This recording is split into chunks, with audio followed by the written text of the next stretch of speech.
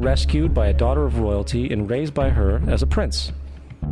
This baby in a basket story was lifted directly from the myth of Sargon of Akkad of around 2250 BC. Sargon was born, placed in a reed basket in order to avoid infanticide, and set adrift in a river.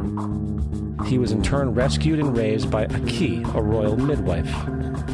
Furthermore, Moses is known as the lawgiver, the giver of the Ten Commandments, the Mosaic Law. However, the idea of a law being passed from God to a prophet up on a mountain is also a very old motif. Moses is just another lawgiver in a long line of lawgivers in mythological history. In India, Manu was the great lawgiver. In Crete, Minos ascended Mount Dicta, where Zeus gave him the sacred laws, while in Egypt there was Meses, who carried stone tablets and upon them the laws of God were written. Manu, Minos, Meses, Moses. And as far as the Ten Commandments, they are taken outright from spell 125 in the Egyptian Book of the Dead. What the Book of the Dead phrased, "I have not stolen," became "Thou shalt not steal." "I have not killed," became "Thou shalt not kill." "I have not told lies," became "Thou shalt not bear false witness," and so forth. In fact, the Egyptian religion is likely the primary foundational basis for the Judeo-Christian theology. Baptism, afterlife, final judgment, virgin birth, death and resurrection, crucifixion, the Ark of the Covenant, circumcision, saviors, Holy Communion, Great Flood, Easter, Christmas, Passover, and many, many more are all attributes of Egyptian ideas long predating Christianity and Judaism. Justin Martyr, one of the first Christian historians and defenders, wrote, "When we say that he, Jesus Christ, our teacher, was produced without sexual union, was crucified and died and rose again and ascended into heaven, we propound nothing different from what you believe regarding those who you esteem sons of Jupiter." In a different writing, Justin Martyr said, "He was born of a virgin, except this in common with what you believe of Perseus." It's obvious that Justin and other early Christians knew how similar Christianity was to the pagan religions. However, Justin had a solution. As far as he was concerned, the devil did it. The devil had the foresight to come before Christ and create his characteristics in the pagan world. Fundamentalist Christianity, fascinating. These people actually believe the world is 12,000 years old. Swear to God. I actually asked one of these guys, okay, dinosaur fossils. He says, dinosaur fossils? God put those here to test our faith.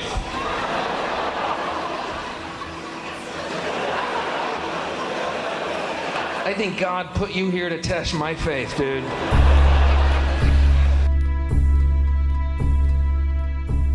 The Bible is nothing more than an astrotheological literary hybrid, just like nearly all religious myths before it. In fact, the aspect of transference of one character's attributes to a new character can be found within the book itself. In the Old Testament, there is the story of Joseph.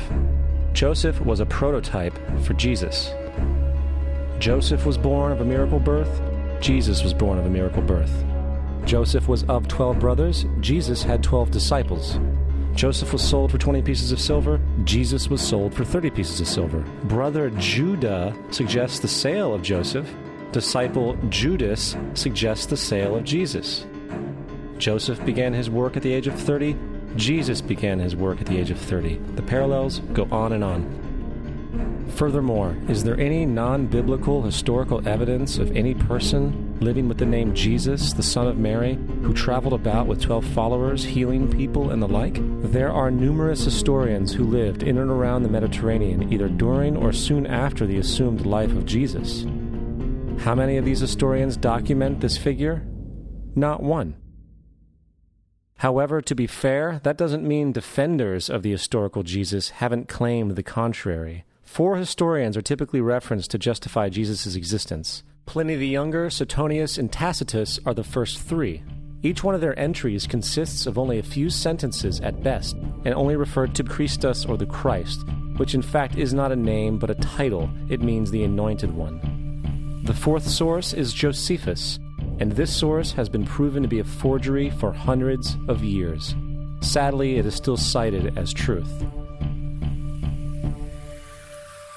You would think that a guy who rose from the dead and ascended into heaven for all eyes to see and performed the wealth of miracles acclaimed to him would have made it into the historical record.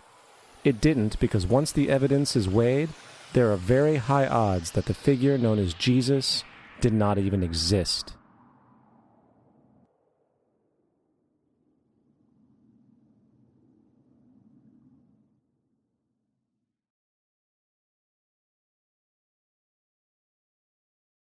We don't want to be unkind, but we want to be factual. We don't want to cause hurt feelings, but we want to be academically correct in what we understand and know to be true.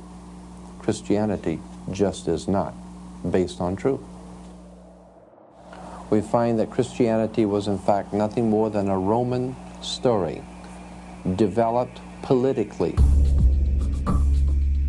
The reality is, Jesus was the solar deity of the Gnostic Christian sect, and like all other pagan gods, he was a mythical figure.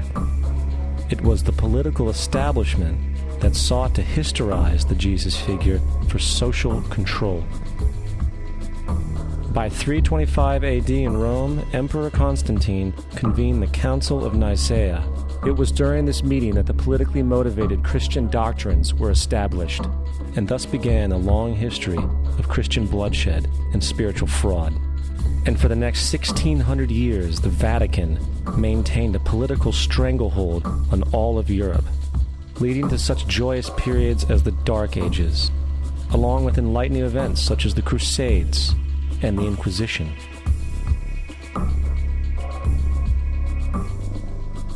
Christianity, along with all other theistic belief systems, is the fraud of the age. It serves to detach the species from the natural world, and likewise each other. It supports blind submission to authority. It reduces human responsibility to the effect that God controls everything, and in turn awful crimes can be justified in the name of a divine pursuit. And most importantly, it empowers those who know the truth, but use the myth to manipulate and control societies. The religious myth is the most powerful device ever created and serves as the psychological soil upon which other myths can flourish.